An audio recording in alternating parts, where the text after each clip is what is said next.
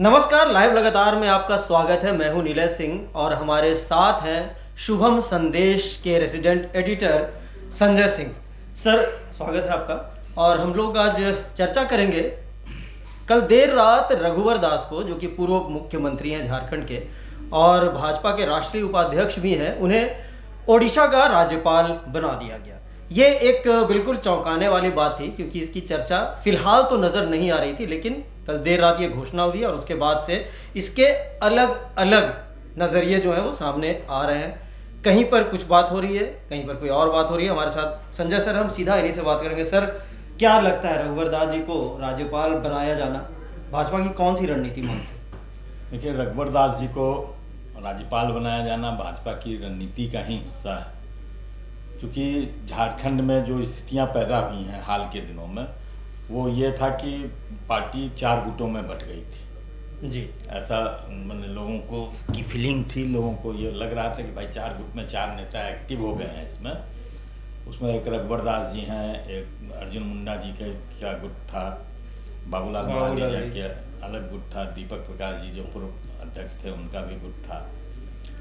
तो इस गुटबाजी से पार पाना केंद्र के लिए, केंद्रीय नेताओं के लिए एक बड़ी चुनौती थी।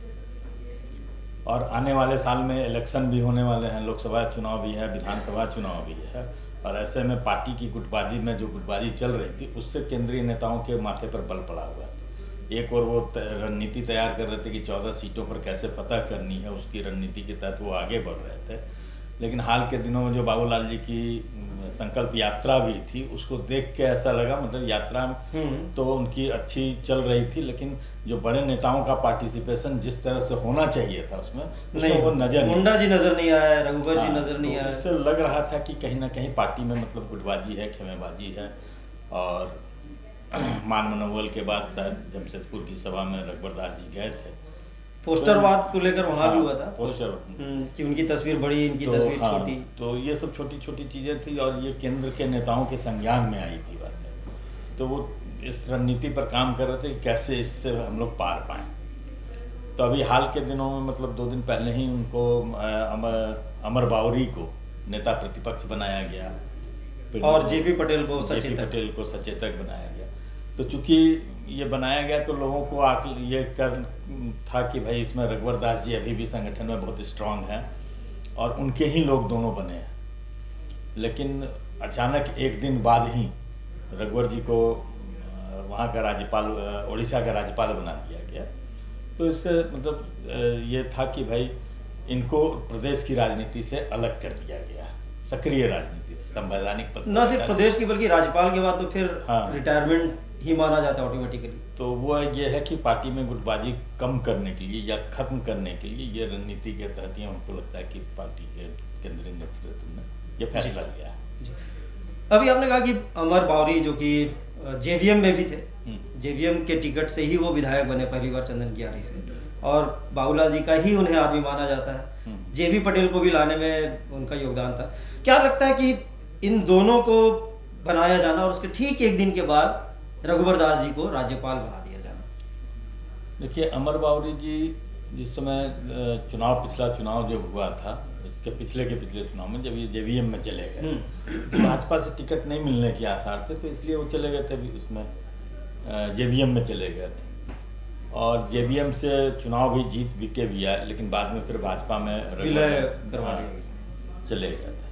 मैंने विलय तो नहीं किए थे, मैंने लोग मतलब फिर भी जो 5 लोग जो गए, चले गए थे, एक साथ चले गए थे।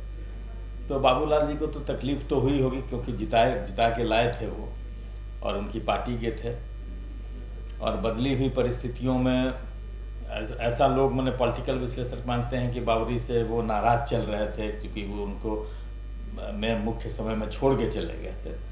लेकिन हमें नहीं लगता है कि बाबूलाल जी इस तरह की छोटी राजनीति में पड़ते हैं।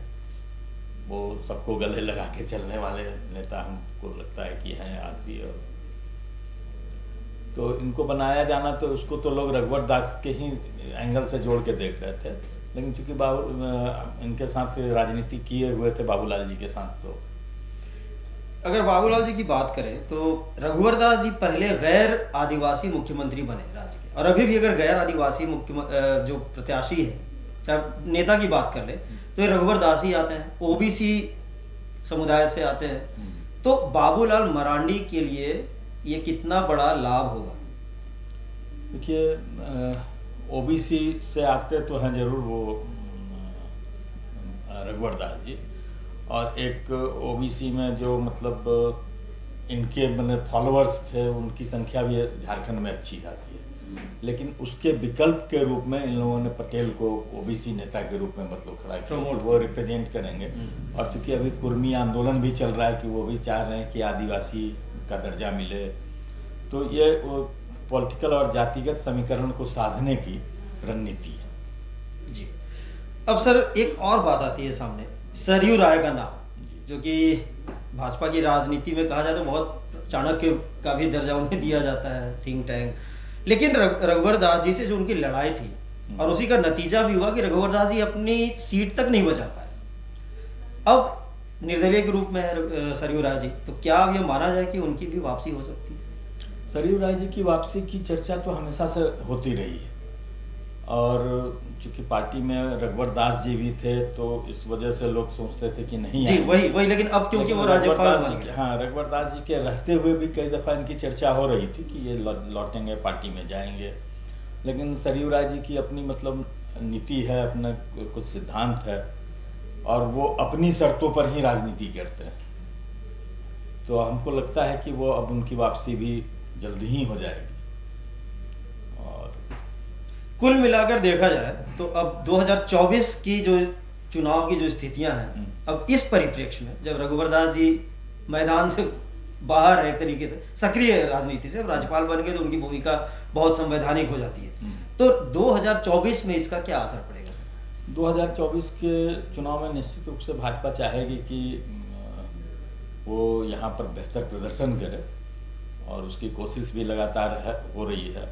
और जिस तरह से संकल्प यात्रा में बाबूलाल जी लगातार अटैकिंग मूड में रहे हैं जो सरकार हेमंत सरकार के खिलाफ, तो निश्चित रूप में उनकी यात्रा का भी फायदा मिलेगा, और नेताओं के मतलब जैसे सरयू राय जी आते हैं तो संगठन में थोड़ी सी मजबूती भी आएगी, एक संदेश भी जाएगा।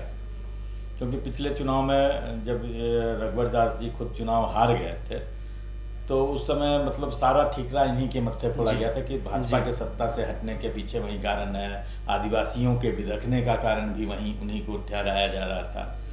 तो अब हमें लगता है कि उन सब पर कुछ बैलेंस करके लोग चलेंगे, और देखिए अगले चुनाव में क्या होता है। ये जी बिल्कुल, ये तो अभी कहना मुश्किल है, लेकिन जिस तरीके से संजय सर ने बताया कि अब बहुत सारी चीज़ें क्लियर है, जो गुटबाजी है उस पर भी विराम लगेगा, और सरयू राय की अगर वापसी होती है जिसकी संभावना बहुत प्रबल है, तो भाजपा को इसका फायदा मिलेगा, और 2024 का जो सीन होगा, जो चुनावी परिदृश्य होगा, वो रोचक होगा।